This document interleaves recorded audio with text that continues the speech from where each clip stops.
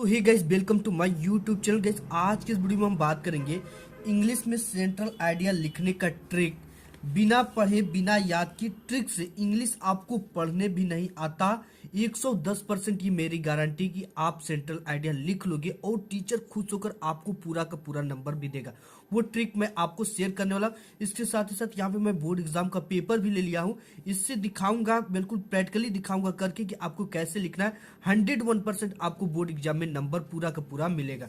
ठीक है, आपको इंग्लिश पढ़ने भी नहीं आता या लिखने भी नहीं आता, फिर भी आप लिख लेंगे, 100% गारंटी, टीचर खुश होकर आपको नंबर देगा। ठीक है, ऐसी ट्रिक जो कि अभी तक यूट्यूब पर किसी ने नहीं बताया, वो ट्रिक मैं आपके साथ शेयर करने वाला। बिल्कुल कमाल का ट्रिक है। इस ट्रिक को जानने से पहले आपको कुछ भी नहीं करना है। सबसे पहले वीडियो को लाइक करके चैनल को सब्सक्राइब कर लेना, क्योंकि इस तरह के ट्रिक के वीडियो आपको डेली मिल सके।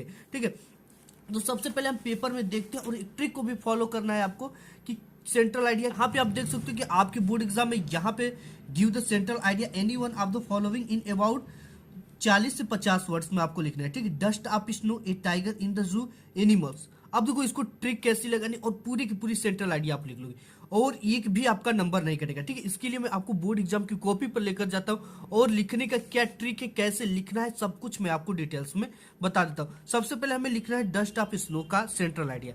ठीक है, डस्ट ऑफ स्नो का हम सेंट्रल आइडिया लिख रहे हैं। इसके लिए मैं बोर्ड एग्जाम की कॉपी पे मैं आ गया यहाँ पे फाइनली। अब इसके बाद देखो, आपको इस तरह से एक स्केल से ज्यादा की दूरी लेकर यहाँ पे पाइप खींच लेना है।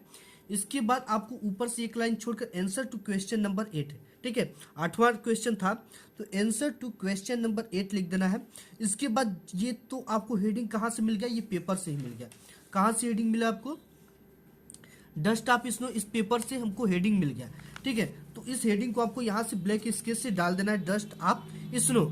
इसके बाद आपको क्या करना है, सबसे पहले आपको आप जो सेंट्रल आइडिया करें उसका नाम लिखना है। ठीक है, तो यहाँ पे हमने डस्ट ऑफ स्नो लिख दिया। अब क्या करना है, सेंट्रल आइडिया हेडिंग डालना। आपको मीनिंग याद कर लो, सेंट्रल आइडिया की मीनिंग आपको याद कर लेना है, CENTRALIDEA।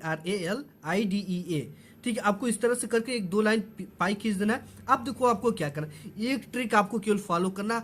आप यहाँ से 1 लाख तक सेंट्रल आइडिया लिख सकते हो, चाहे जिस चैप्टर का और चाहे जिस राइटर का। ठीक है, तो आपको यहाँ पे सबसे पहले the poem dust of snow, ये हेडिंग से ही मिल गया जो कि क्वेश्चन पेपर में देता है। तो the poem dust of snow has been composed by Robert Frost. ठीक है, ये चीज आपको तैयार करना है। ठीक, the poem dust of snow has been composed by Robert Frost, इसके लेखक का आपको नाम याद करना है। यानी कि द पोयम, ये the poem dust of snow है, हैज बीन कंपोज्ड, इसे कंपोज किया है रॉबर्ट फ्रॉस्ट ने। और इसके बाद आपको एक लाइन और तैयार कर लेना है, ये चीजें।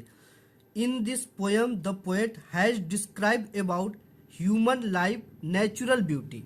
आप देखो कुछ भी नहीं करना, आप यहां तक भी कर सकते हो, in this poem the poet has described about.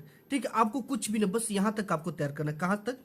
In this poem the poet has describe about. अब इसके बाद आपको बिल्कुल सेंट्रल नहीं आइडिया नहीं आ रहा है लिखने। अब आपको क्या करना है, आपको सबसे पहले अपने क्वेश्चन पेपर में चलना है।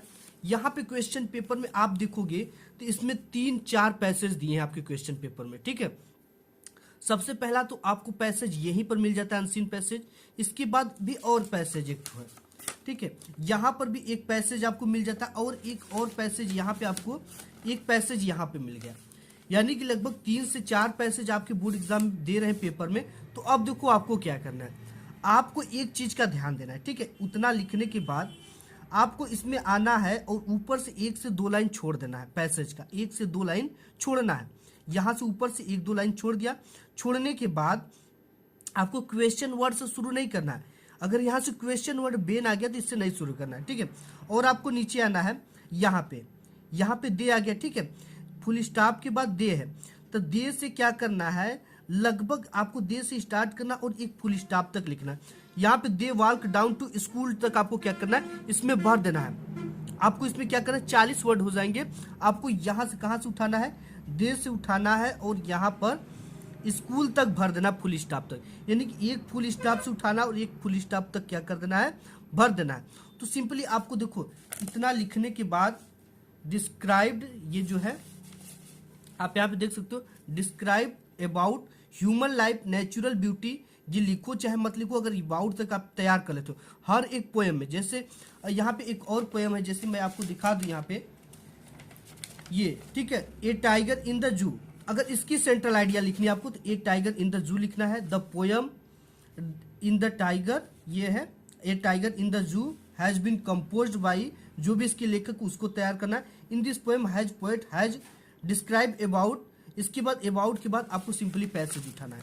कहाँ से उठाना है? कहीं से भी आपको देखना है कि क्वेश्चन वर्ड ना हो और शुरुआती लाइन ना हो। यहाँ से हमने एक लाइन छोड़ा, 2 लाइन छोड़ा, दे से उठाया और एक फुल स्टॉप स्कूल तक। इसमें क्या करना है? सिंपली इस डैश डैश में आपको क्या करना है? भर देना है, ठीक है। अब भरने के बाद इस तरह से अगर आप भर देते हो तो 101% टीचर खुश होकर आपको नंबर देगा। देखिए क्योंकि एग्जामिनर जो होते हैं ना वो काफ़ी ज़्यादा फास्ट होते हैं बोर्ड एग्जाम के, और वो क्या करते हैं आपके शुरू के केवल ग्रामर के रूल को देखते हैं। ये एक लाइन देखेंगे, 1 से 2 लाइन देखेंगे कि हाँ इसके राइटर ये इसका जो ये है इसका टाइटल सही लिखा हुआ है और इसके राइटर सही है, इसके बाद आपको तो नंबर मिलना ही मिलना है, तय है 101%। अगर आपको राइटर नहीं याद है तो आप इसको ब्लैक पेन से मत लिखो, ब्लू पेन से लिख दो। ये देख लेगा, इसका स्ट्रक्चर देख लेगा कि आंसर टू क्वेश्चन नंबर इस स्टूडेंट ने डाला तो एक अच्छा स्टूडेंट है, ठीक है। तो आप इस तरह से अगर सॉल्व करोगे तो आपको सेंट्रल आइडिया का पूरा नंबर मिलेगा। तो गाइस आज के इस वीडियो में बस इतना ही, मिलूंगा एक नेक्स्ट वीडियो में, तब तक के लिए धन्यवाद।